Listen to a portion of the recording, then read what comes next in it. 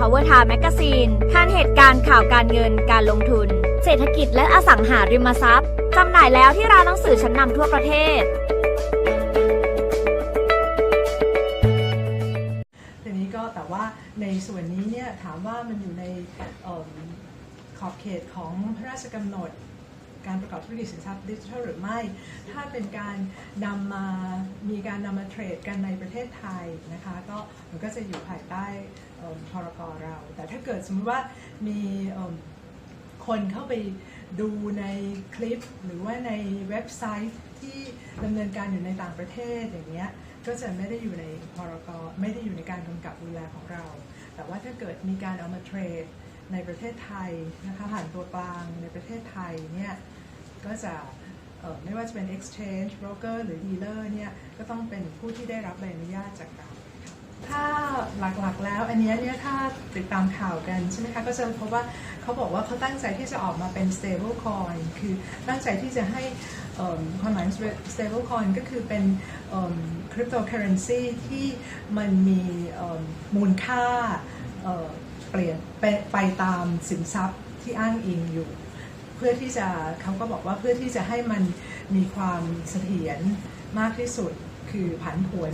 น้อยที่สุดใช่ไหมคะเพื่อที่ว่าเพราะเขาบอกว่าเขาตั้งใจจะเอาออกมาเพื่อที่จะพัฒนาประสิทธิภาพแล้วก็ความรวดเร็วในการชำระเงินอันนั้นเขาบอกว่าเป็นเป้าหมายหลักที่เข้ามาแล้วก็เป้าหมายหลักที่บอกว่ามันสำหรับคนที่จะยังไม่เคยเข้าถึงการเปิดบัญชีธนาคารเลยยังไม่เคยเข้าถึงบริการการเงินเลยถ้ามีโทรศัพท์มือถือสมาร์ทโฟนก็สามารถที่จะชำระเงินได้อย่างรวดเร็วอันนี้ก็คือตามที่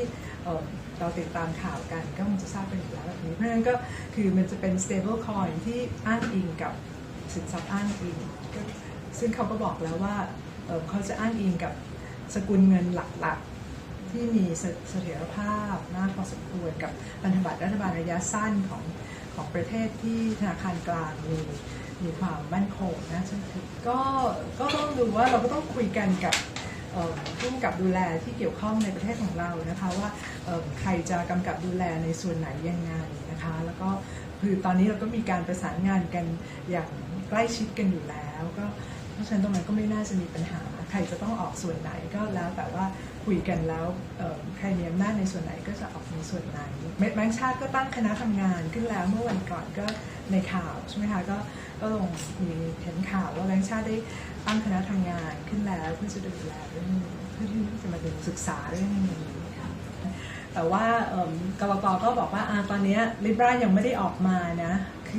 คือตอนนี้แค่ Facebook เขาบอกว่าเขาจะออกในปี 2020 คือปีหน้าตอนนี้ยังไม่ได้ออกแต่ว่ามันอาจจะมีคนเอาไปหลอกว่าเนี่ยเป็นมีโอกาสนะที่จะได้ร่วมลงทุนกับ Facebook หรืออะไรอย่างนี้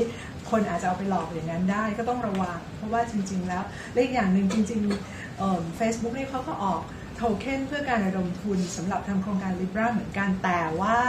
คนที่จะมีสิทธิ์ไปลงทุนในนั้นน่ะมันไม่ใช่ผู้ลงทุนรายย่อยทั่วไปมันจะต้องเป็นบริษัทที่ชั้นนำที่ดังๆอย่าง Uber eBay อะไรอย่างนั้นคนธรรมดาอย่างเราๆเนี้ยก็คงจะไม่ได้เข้าคุณสมบัติที่จะไปลงทุนในนั้นได้เพราะฉะนั้นถ้าใครมาชักชวนแบบนี้ก็สันนิษฐานไว้ก่อนเลยว่าเป็นการหลอกลวงแล้วแต่ถ้าสมมติว่า Libra ตัวที่เป็นเหรียญที่บอกว่าจะเอาไว้ใช้ในการชำระเงินเนี่ยตอนนี้ยังไม่ออกมันต้องออกปี 2020 นอกจากนั้นแล้วกรก.ก็จะมีเว็บไซต์ของเราที่เป็นเว็บไซต์เสี่ยงสูง .com อย่างเงี้ยนะคะที่เราจะบอกว่ามี ICO อะไรที่ผ่านความเห็นชอบจากกรก.แล้วบ้างแต่ตอนนี้ยังไม่มีนะคะแต่ว่าต่อไปถ้ามี ICO ที่ผ่านความเห็นชอบเราก็กดเข้าไปดูในนั้นได้แล้วก็มีตัวกลางคนไหนมี exchange อะไร broker dealer อะไรที่ได้รับความเห็นชอบจากกรก.แล้วบ้างก็กดเข้าไปดูก่อนที่เราจะทำธุรกรรมกับใครที่มาชักชวนนะคะต้องเข้าไปดูตรงนั้นก่อนเรามองได้ทั้งเป็นทั้งโอกาสและความเสี่ยงใช่ไหมคะมันไม่ใช่ว่าจะมองเป็นความเสี่ยงอย่างเดียวมันก็มีโอกาสของมันด้วยที่จะทำให้ประเทศไทยก้าวสู่ความเป็นดิจิทัลอีโคโนมีอะไรอย่างนี้เราต้องมองเดี๋ยวต้องคุยกับธนาคารชาติก่อนคือยังไงเราต้องมีการคุยกันก่อนที่จะออกกฎเกณฑ์อะไรนะคะต้องมี hearing มีอะไรต่างๆกันออกมา Facebook เขาก็มี วิธีการที่ดีตรงที่ว่าเขาบอกว่าเขาจะออกปีหน้าตอนนี้เขาก็เป็นระหว่างที่เขาเดินสายคุยกับธนาคารกลางในประเทศต่างๆทั่วไปหมดเห็นแบงก์ชาติที่อ่านข่าวก็บอกว่า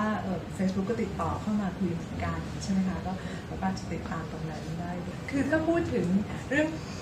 จะมาลงทุนใน Libra เนี่ยมัน Libra เขาไม่ได้ออกมาเพื่อที่จะเป็นเครื่องมือในการลงทุนนะคะหมายถึงว่าด้วย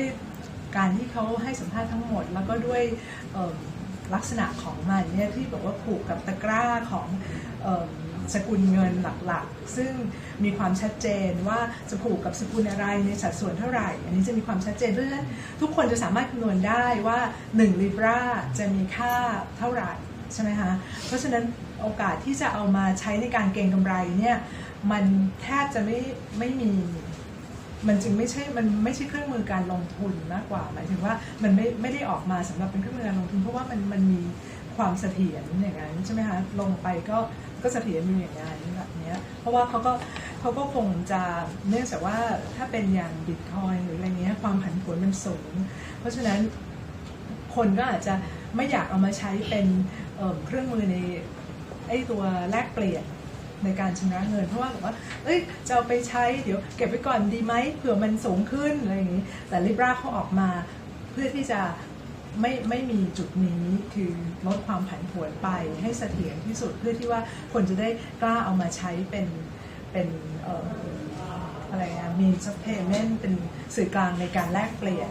แล้วก็ในการชำระเงินมากกว่าเพราะฉะนั้นมันจึงไม่ใช่เรื่องของการที่ว่าจะมาเก็งกำไรใน Libra มันไม่น่าจะเป็นไปในทางเราก็ต้องติดตามดูเราแน่นอนเราเป็นประเทศเล็กๆเราเป็นเศรษฐกิจเล็กๆใช่ไหมคะอะไรที่โลกก้าวไปข้างหน้าเราต้องติดตามใกล้ชิดอยู่แล้วเพราะเราต้องไม่มีใครอยากหลุดโลกเราต้องพยายามที่จะติดตามว่าเขาไปกันทางไหนยังไงเราต้องตามให้ทันไม่ใช่ว่าแบบแปลกอยู่คนเดียวแล้วเข้ากับคนอื่นไม่ได้เราก็คงไม่ได้เป็น approach แบบนั้น